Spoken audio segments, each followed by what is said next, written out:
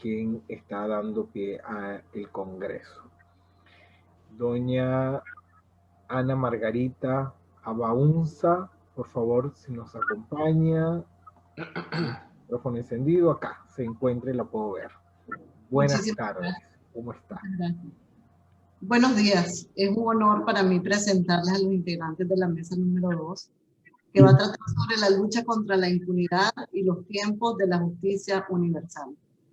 El doctor Blas Jesús Imbroda Ortiz es español, abogado y doctor en Derecho, decano del Ilustre Colegio de Abogados de Melilla y consejero del Consejo General de la Abogacía Española desde el 2001. Es presidente de la Subcomisión de Extranjería y Protección Internacional del Consejo General de la Abogacía Española. Es presidente del Colegio de Abogados Penal Internacional, fue presidente del 2017 al 2019. Especialista en justicia constitucional y tutela jurisdiccional de los derechos por la Universidad de Pisa en Italia. Posee un máster en Derecho Penal Internacional, máster en Relaciones Internacionales y máster de Derecho Internacional Unión Europea Marruecos. Es profesor asociado de Derecho Penal de la Universidad de Granada. Es académico correspondiente de la Real Academia de Jurisprudencia y Legislación de España y de Granada. Es miembro fundador y director jurídico del GISU. El tema es Respuesta de la Justicia Penal Internacional ante los crímenes de lesa humanidad. Bienvenido, doctor Imbroda, adelante. Buenas tardes.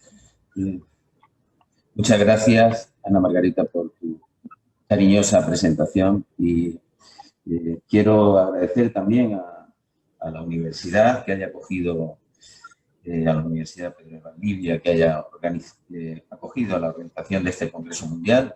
Felicitar el entusiasmo, el trabajo que ha llevado y ha desarrollado el presidente del Grupo Iberoamericano Edgar Jenny, y así como las demás personas del grupo que han estado trabajando en la organización de este congreso. Gracias a todos y a todas, y especialmente también a Flor María Ávila, coordinadora de este congreso. No sé si hay alguna forma de que la organización silenciara los micrófonos porque es muy incómodo hablar con ruidos. Yo no sé si la organización puede ahora perfectamente. Perfecto. Muchas gracias. Como decía, felicitaba a Flor María Ávila, coordinadora del Congreso, compañera del Grupo Iberoamericano de la Justicia Internacional, y también quiero saludar y felicitar por el trabajo que hace Cintia y los demás compañeros. Y un saludo especial a Ligia, que por unas circunstancias especiales no ha podido acompañarnos. Por supuesto también a Jesús Caldera y a todos los que intervienen. Muchísimas gracias a todos los que me han precedido. Después de escuchar a las víctimas, la verdad es que es difícil organizar unas palabras o una intervención, entre otras cosas y fundamentalmente porque, bueno, es verdad que el corazón se queda absolutamente encogido, bueno, y el alma, y llega un profundo dolor al alma, como decía, escuchar a las señoras que hablaban, víctimas de los crímenes de lesa humanidad, que hablaron antes, que me precedieron, así como el señor que habló también, es víctima que ha sufrido el calvario que ha sufrido. Es difícil, en consecuencia, hablar, pero debemos hacerlo y para ello, en mi esquema de intervención, quiero hablar algo de los crímenes de lesa humanidad. Quiero hablar también de los crímenes de lesa humanidad de la perspectiva, en un enfoque a cómo, desde mi punto de vista, se producen estos crímenes de lesa humanidad en Venezuela, igualmente en Nicaragua, la respuesta que debe dar la justicia penal internacional, cómo se está enfocando esto ante la justicia penal internacional. Y por último, quiero hacer una reflexión sobre algo que ya escribí y de lo que estamos trabajando y creo que merece la pena, por supuesto, tomar una iniciativa desde este mismo grupo para la justicia, de este grupo Iberoamericano, que es la posibilidad, la propuesta de la creación de una Corte Penal Interamericana. Antes empiezo, estamos en crímenes de lesa humanidad, aquí estamos acompañados y rodeados de extraordinarios juristas y todos saben perfectamente de lo que estamos hablando. No obstante, quería hacer unas pinceladas sobre los crímenes, lo que son los crímenes de lesa humanidad, fundamentalmente también dirigido a muchos alumnos, estudiantes universitarios que también nos acompañan y tienen que tomar conciencia de lo que alcanzan los crímenes de lesa humanidad. Han sido definidos en el artículo 7 del Estatuto de Roma, de la Corte, que crea la Corte Penal Internacional, y se define como cualquiera de los actos siguientes cuando se comete como parte de un ataque generalizado sistemático contra la población civil y con conocimiento de dicho ataque.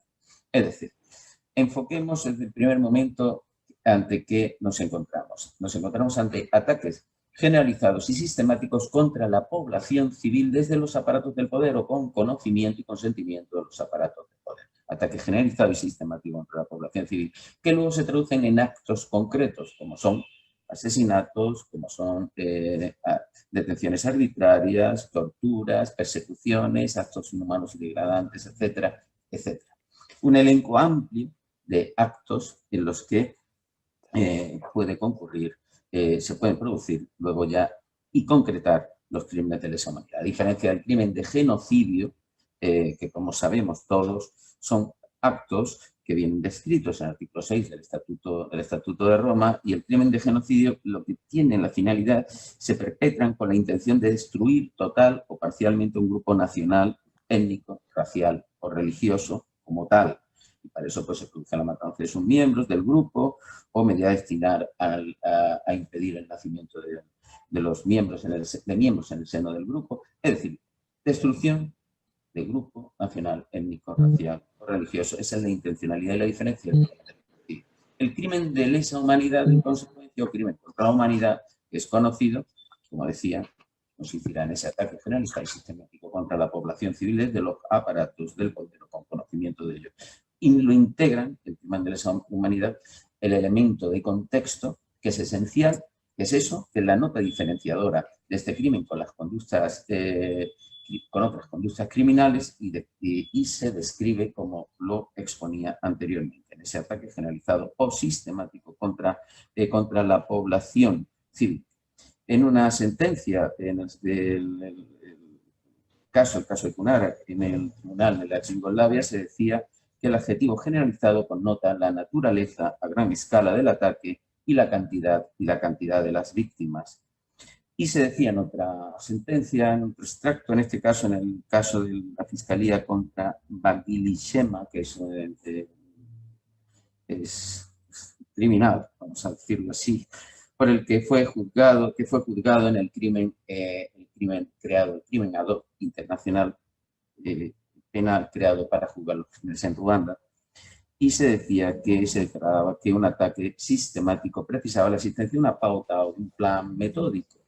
Son notas que caracterizan el crimen de lesa humanidad, así como el ataque contra otro elemento que debe producirse contra la población civil, y que debe haber el denominado elemento de la política, que es que debe haber una conexión entre el ataque, un vínculo entre los ataques que se producen en esos ataques generalizados con los aparatos del Estado o de otras organizaciones y otros aparatos organizados.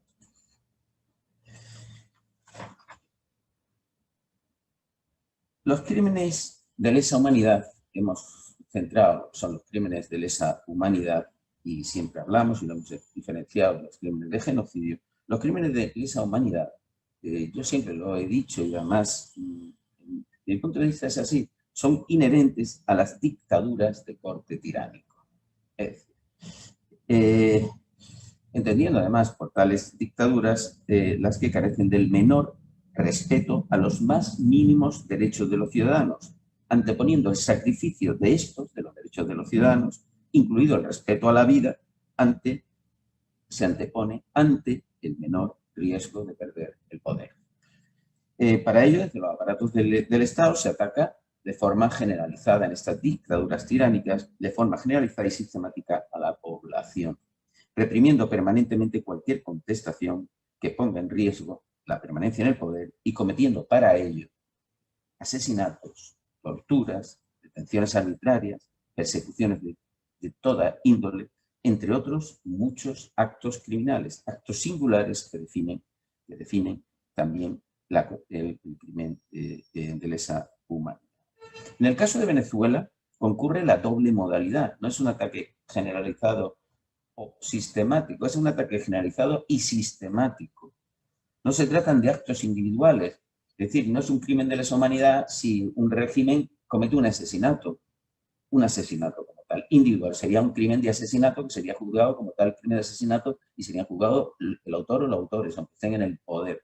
No, sino se trata de un ataque generalizado y sistemático. Es decir, se marca como pauta, como vamos a ver, como pauta de conducta y como plan de conducta para permanecer en el poder. Los regímenes tiránicos lo hacen así y se cometen estos delitos de forma generalizada. Si hay que asesinar, se asesina. Si hay que torturar, se tortura. No si hay que torturar, se tortura. En el caso de Venezuela, al igual que en el caso de Nicaragua, la tortura es sistémica, forma parte del sistema, ya está. Es decir, es una forma de actuación ordinaria en estos regímenes tiránicos. Si hay que asesinar, se asesina. Si hay que reprimir, se reprime asesinando. Se detiene arbitrariamente, continuamente a todo aquel que disiente del poder o a todo aquel que pueda ser un problema o pueda contestar a la estabilidad en el sentido de permanencia en el poder por parte de los dictadores. Es decir, forma parte en consecuencia de un ataque generalizado en Venezuela, lo es generalizado y lo es sistemático. Se ha producido no en un momento determinado, sino se sigue produciendo de forma sistemática. No se trata, en consecuencia, de actos individuales, aislados o aleatorios, sino de actos múltiples con una gran cantidad de víctimas. Son miles los casos en Venezuela de las víctimas. Todo aquel que discrepe del poder político es una potencial víctima y las represiones contra el pueblo que se han desarrollado y se siguen produciendo son masivas, con un denominador común: la permanente violación de los más elementales derechos fundamentales de la persona y de los derechos humanos. Decíamos también, hace un momento, hablando de las características, que un ataque sistemático precisa de la existencia de una pauta o plan metódico. Esto ha ocurrido y está ocurriendo en Venezuela. Los ataques contra la población civil no son ocasionales, han sido y son permanentes. Las persecuciones de distinta índole han sido y son constantes y continuas y derivan de un plan diseñado en cada momento por el poder político para permanecer en él y, en consecuencia, que no se ponga en riesgo, en peligro, la permanencia de la dictadura y, en consecuencia, de los dictadores al frente de ellos. Ha habido planes metódicos para ello en Venezuela. No podríamos extendernos ahora, pero podríamos hablar del Plan Zamora o podríamos hablar del Plan OLP, así como otros planes que conllevan estos elementos del crimen, de los crímenes de lesa humanidad a los que me estoy refiriendo. Se hace, en consecuencia, como parte de una política de Estado. Y en cuanto a los actos singulares, como decía, en Venezuela son muchos. El catálogo del artículo, desgraciadamente, el catálogo de los actos singulares del crimen, hemos hablado del elemento de contexto, el ataque generalizado y sistemático, y también de los actos singulares: asesinatos, detenciones arbitrarias, deportaciones o traslados forzosos de población, detenciones arbitrarias, torturas, como decía, persecución de un grupo por diferentes motivos políticos, etc. Y por último, también, el último apartado, también otros actos inhumanos de carácter similar que causan intencionalmente grandes sufrimientos o atenten gravemente contra la integridad física, la salud mental o física. Fíjense si hemos estado escuchando aquí testimonios que se nos abría, como decía, el corazón y se nos abría el alma, escuchando las tragedias que han vivido las personas y las muchas tragedias que han seguido y siguen viviendo muchas víctimas de estos crímenes de lesa humanidad que se han implantado en estos regímenes tiránicos como una forma de actuación para mantener el poder y conservar, en consecuencia, y mantener las dictaduras. Los crímenes de lesa humanidad en Venezuela han tenido una característica que la han hecho singular, también lo he dicho muchas veces, lo llevo ya tiempo diciendo, y que hacen que cobren una especial relevancia y una especial gravedad. Y es que se tratan de crímenes continuados. Esta nota le confiere un carácter singular en relación incluso con los casos de los que ha venido conociendo la Corte Penal Internacional, que yo creo que esto ha descolocado también a la Corte Penal Internacional, lo cual me parece muy mal por parte de la Fiscalía de la Corte Penal Internacional. No tenía por ser colocado al revés, tenía que haber actuado con mucha más agilidad, eficacia, celeridad y contundencia, porque estábamos ante crímenes de lesa humanidad continuados. Hasta entonces, la Fiscalía, la Corte Penal Internacional ha conocido de casos, crímenes internacionales que se han cometido en un periodo determinado, en un espacio geográfico y en un periodo determinado. Pero acabado el periodo temporal, pues cuando han sido investigados y ha habido procedimientos contra ellos y han sido juzgados. Por ejemplo, el primer caso que se juzga ante la Corte Penal Internacional y que se condena a la pena de 14 años fue en el año 2012 a Tomás Lubanga Dilo. Tomás Lubanga Dilo era el líder de las Fuerzas Patrióticas para la Liberación del Congo y se le condenó por alistar a niños menores de 15 años en estas fuerzas niños para la guerra. Pero su actuación, y fue objeto del juicio, se limitó temporalmente al conflicto armado que afectaba a la región de Ituri en la República Democrática del Congo entre septiembre del año 2002 y agosto del 2003. Bueno, pues se concretó, se investigó y se trabajó. El caso de Jean-Pierre Bemba, que fue vicepresidente de la República Democrática del Congo, fue también juzgado y fue condenado, por cierto, a 18 años, que luego la Sala de Apelaciones lo ha absuelto, ha revocado la sentencia, fue condenado por muchos años de cárcel, fue absuelto por crímenes cometidos por sus tropas en la vecina República Centroafricana entre 2002 y 2003. Quiero decirles que podría seguir hablándoles de todos los casos ante la Corte han sido en un periodo temporal. Los crímenes de lesa humanidad que se han cometido en Venezuela, se siguen cometiendo y se van a seguir cometiendo. Las torturas, las detenciones arbitrarias, los asesinatos, todos los crímenes de lesa humanidad como parte de este ataque generalizado y sistemático contra la población civil desde los aparatos del poder para permanecer en el poder, se han producido, se están produciendo y se siguen produciendo. Esto es lo que le da una nota característica y lo hace que estemos ante crímenes de lesa humanidad. Y implica, y debería implicar, que la Corte Penal Internacional Fiscalía actuara con mucha contundencia y más velocidad y más agilidad. Entiendo la complejidad, pero eso hace que sea necesaria mayor eficacia en la actuación de la Corte, porque así se habría cumplido una doble función: luchar contra la permanente impunidad en la que están los perpetradores de estos crímenes, que son los aparatos del poder que gobiernan estos países, y lanzar a su vez una voz al mundo de que no van a quedar ni quedarán impunes estos crímenes, y también intentar provocar con ello, que es su función también de la Corte Penal Internacional, un efecto de prevención, o al menos intentarlo y que no se sigan cometiendo. En Venezuela hay un absoluto, a ello se une que en Venezuela hay una ausencia absoluta de un verdadero Estado de Derecho que consagre, protege y tutele los derechos fundamentales de las personas, y la ausencia de los principios que deben inspirar un Estado democrático de derecho, entre ellos el sometimiento de todos los poderes a la ley y que no haya espacios de impunidad. Allí no van a juzgarse ni se juzgan y el Estado de Derecho es inexistente como tal. Y los jueces están sometidos al poder, como está ocurriendo en Nicaragua, que son dos caminos muy, muy, muy paralelos y con muchos denominadores comunes y con muchas pautas y, como voy a decirles ahora, y muchos patrones de comportamiento muy, muy similares. Bueno, no les voy a decir que la Fiscalía, cuando empezó en el año 2017 a investigar los crímenes que estaban cometiendo, y en ese caso estaba ya al final la doctora Luisa Ortega enfrentándose al gobierno porque estaba investigando las masacres que se habían producido en las manifestaciones en la primavera del año 2017, fue allanada, fue asaltada la Fiscalía y fueron perseguidos los fiscales, tuvieron que estar y están ahora mismo en el exilio fuera de Venezuela.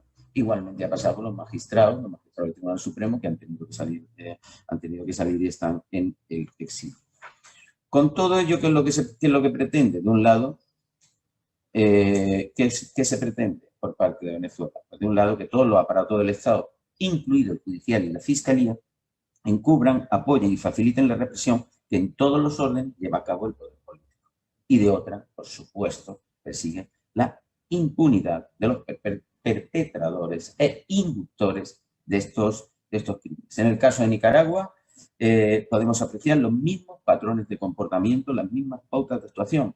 La primavera del año 2017, que fue la represión brutal contra las manifestaciones en Venezuela, se repite en Nicaragua en el año 2018, en la primavera del año 2018, también una represión con centenares de personas muertas.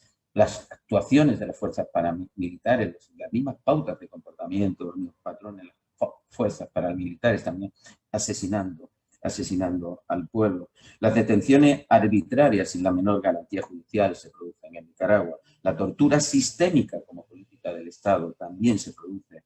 La ausencia de un verdadero Estado de Derecho, en el que hay un sometimiento de todos sin distinción a la ley y a los tribunales sin espacios de impunidad, en el que hay un derecho de defensa libre e independiente, un proceso debido con plenas garantías, jueces independientes y no al servicio del poder dictatorial. Es decir, ese Estado de Derecho no existe tampoco en Nicaragua, al igual que en Venezuela. Un dato que quería dar, bueno, son objetivos, por supuesto, los que disienten de la dictadura Ortega y su esposa.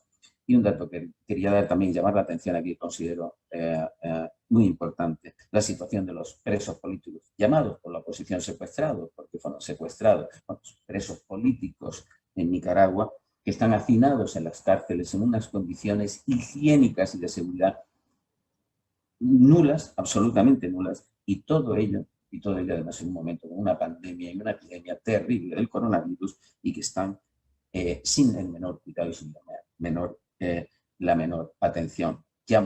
Me gustaría llamar también la atención de la opinión pública internacional ante son seres humanos, los presos políticos, al igual que el resto de los presos, por supuesto. Los presos políticos son seres humanos que están absolutamente abandonados a su suerte ante la pandemia, sin el menor cuidado y sin la menor condición higiénico-sanitaria en las cárceles de Nicaragua, muchos de ellos murieron. Nicaragua no es Estado parte de la Corte Penal Internacional, así como Venezuela, pero ante ello sí propondría, y propongo en este Congreso, que sea el Consejo de Seguridad de Naciones Unidas el que remita el caso a la Corte Penal Internacional. Frente a los estados que no son Estados partes de la Corte Penal Internacional y no se pueden, se escapan, van a escaparse, van a no cumplir, ser juzgados y no cumplir con sus responsabilidades. Frente a eso, lo que hace las vías para que llegar a un caso, y en este caso Nicaragua, los crímenes de lesa humanidad que se cometen en Nicaragua, llegaran a la Corte Penal Internacional, habría otras dos vías. Una, que el Consejo de Seguridad de Naciones Unidas lo remitiera, y yo pediría que lo haga. Y dos, también puede ocurrir, y puede ocurrir si se han cometido hechos por ese Estado no parte en territorios de Estados, en territorios, hechos criminales, en territorios de Estados que son parte. Es decir, si en esa represión y en ese ataque generalizado, sistemático y persecución que se hace en Nicaragua se han cometido crímenes en territorio de Estados que sí son parte de la Corte Penal Internacional, por ejemplo, Costa Rica, sí tendría competencia la Corte Penal Internacional. Voy a ir acabando porque es extenso el tema y no quiero bueno, y creo que me he excedido el tiempo. En el caso de Venezuela han sido muchas las investigaciones que se han, los informes que se han emitido. Aquí les iba a hablar de unos, los principales. Quiero, por supuesto, y me gusta también resaltar que el examen preliminar del caso de Venezuela se inicia en febrero del año 2018, tras la presentación que hizo la propia fiscal de Venezuela, el fiscal general de Venezuela, la doctora Luisa Ortega, en noviembre del año 2017, en el que presentó una amplia denuncia, con abundantísima documentación acreditativa de los crímenes de lesa humanidad, y además acreditando todos y cada uno de los elementos con pruebas documentales, incluso pruebas que provenían de de la propia Fiscalía de la Corte Penal, de la Fiscalía, perdón, de la Fiscalía de la República de Venezuela. Y se abrió ese examen preliminar y posteriormente también se han aportado informes y se han emitido informes por Naciones Unidas que son, bueno, muy conocidos, algunos se van a hablar de ellos, y son especialmente importantes emitidos por Naciones Unidas. Por último, y acabo que se me ha ido el tiempo, con esta propuesta que yo quería hacer. La justicia penal internacional es importantísima, por supuesto, porque además conlleva, por una parte, que lucha y trabaja para evitar la impunidad ante estos gravísimos crímenes como los que estamos hablando, crímenes de lesa humanidad, uno de los más execrables crímenes que se puedan cometer. La Corte Penal Internacional dio un paso muy importante, fue un paso histórico. Yo soy absolutamente defensor y partidario de la Corte Penal Internacional y hay que apoyarla, a pesar de que también es necesario poner sobre la mesa y también decirlo públicamente los errores que se cometen por la Corte Penal Internacional, especialmente por parte de la Fiscalía, y las actuaciones que no son aceptadas por parte de la Fiscalía de la Corte Penal Internacional. Entiendo que la Corte Penal Internacional, que empieza su funcionamiento en febrero del año 2002, va a necesitar un bagaje, pero sí hay que corregir errores y hay que plantear alternativas de funcionamiento y de trabajo por parte de la Fiscalía para que sea más eficaz, más eficiente y para combatir estos crímenes de lesa humanidad. Estos crímenes han sido, por primera vez se ha creado este tribunal, como decía, la Corte Penal Internacional, primer tribunal en la historia de la humanidad que tiene carácter permanente, internacional, independiente, además, con vocación universal. Hay 123 estados que son partes de la Corte Penal Internacional. También ha habido otros tribunales, como el Tribunal Penal para juzgar los crímenes que se cometieron en la ex Yugoslavia y también el Tribunal Penal para juzgar los crímenes que se cometieron en Ruanda.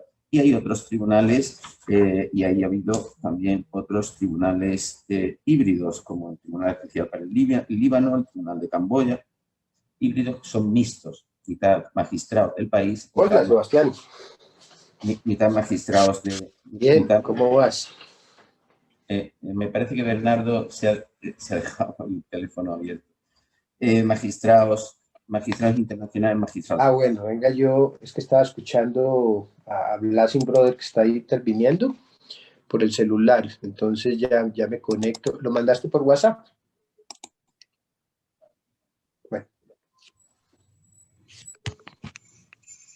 Señor Bernardo, por favor, cierre su micrófono para que podamos proseguir. Gracias. Como decía, tras estos tribunales que se han creado, el de la Yugoslavia, el para juzgar los crímenes de Ruanda, también el Tribunal Especial para el Líbano, el Tribunal de Camboya, el Tribunal Especial de Sierra Leona, también en el ámbito regional, en el ámbito de organizaciones internacionales regionales, se han creado algunos tribunales, como ha sido el Tribunal Penal Internacional para juzgar en Senegal al expresidente de Chad. O en el seno de la Unión Europea se ha constituido, no hace tanto, muy reciente, el Tribunal Especial para Kosovo. Ante esto, considero que sería muy interesante que la Organización de Estados Americanos, lo mismo, está creada la Comisión Interamericana de Derechos Humanos y está creado el Tribunal, la Corte Interamericana de Derechos Humanos. Un paso también importante para la región sería la creación de la Corte Penal Interamericana. Y fíjense, hay un bien jurídico a proteger por esa Corte Penal Interamericana. Son muchos, los crímenes de lesa humanidad protegen muchos bienes jurídicos, como la vida, la integridad corporal, la libertad, etcétera, etcétera, etcétera. Pero también hay un bien jurídico a proteger, además de todos esos, que es la democracia. La democracia es un bien jurídico que debe ser protegido en el ámbito internacional. Y dentro de este ámbito internacional también debe ser protegido por el derecho penal internacional, desde mi punto de vista. Como estipula la Carta Democrática Interamericana de 2001, la democracia es un derecho de los pueblos de las Américas y es obligación de los estados promoverla y protegerla. Y todo ello, además de ser el orden político, además, para preservar la paz y la seguridad en el hemisferio. La democracia es imprescindible para que sean respetados de forma efectiva los derechos humanos, el derecho a la libertad, a la dignidad, así como un Estado de Derecho que dé respuesta, como yo decía, a las demandas de justicia y, en consecuencia, que tenga como pilares la independencia de los jueces, la igualdad ante la ley, el sometimiento de todos al imperio de la ley, sin espacios de impunidad, el derecho a un proceso justo y el derecho de defensa serán imposibles sin un sistema que se funde en principios y valores de la democracia. Solo un régimen democrático podrá permitir el desarrollo íntegro de la personalidad humana en libertad y dignidad. La deriva que determinados regímenes estamos y se está sufriendo la región de América, la deriva que determinados regímenes, en muchos casos inicialmente democráticos, en muchos casos como Venezuela, se produce, esa deriva que se produce hacia auténticas dictaduras en donde la libertad queda absolutamente abolida, así como el Estado del Derecho, creándose un sistema represivo y tiránico con violación de los derechos humanos, debe tener respuesta también desde mi punto de vista en el ámbito de la justicia penal internacional. Son precisamente los estados que establecen un régimen dictatorial a fin de permanecer en el poder, la clase dominante y someter a su pueblo a la privación de los más elementales derechos que integran un Estado democrático de derecho, los que huyen siempre de la justicia, los que huyen de la justicia penal internacional y, por ejemplo, no suscriben el Tratado de Roma a fin de no poder ser juzgados en la Corte Penal Internacional, ni permiten la creación de tribunales penales internacionales y se amparan también, intentan protegerse en los vetos que tendrían siempre garantizados en el Consejo de Seguridad de Naciones Unidas por otras dictaduras presentes en dicho órgano, lo que haría en principio imposible cualquier iniciativa de poder ser juzgado. Es por ello que, y concluyo, que debería crearse un Tribunal Penal Internacional que tuviera como bien jurídico a proteger la democracia y con competencia para juzgar los crímenes internacionales cometidos bien para subvertir el orden constitucional, convirtiendo una democracia en una dictadura, bien para el establecimiento de un régimen dictatorial o bien para el mantenimiento del mismo régimen dictatorial. Estos casos son los que ocurren y ese tribunal debería crearse en un ámbito regional como es la organización, un ámbito tan importante como la Organización de los Estados Americanos, y al fin se pudiera crear esa corte que yo he denominado la Corte Penal Interamericana. Con ello también se lucharía, se combatiría y se trabajaría para acabar contra estos crímenes de lesa humanidad que, como yo decía, son consustanciales a estos regímenes tiránicos, a estas dictaduras, como son el caso de Venezuela, como es el caso de Nicaragua. Nada más.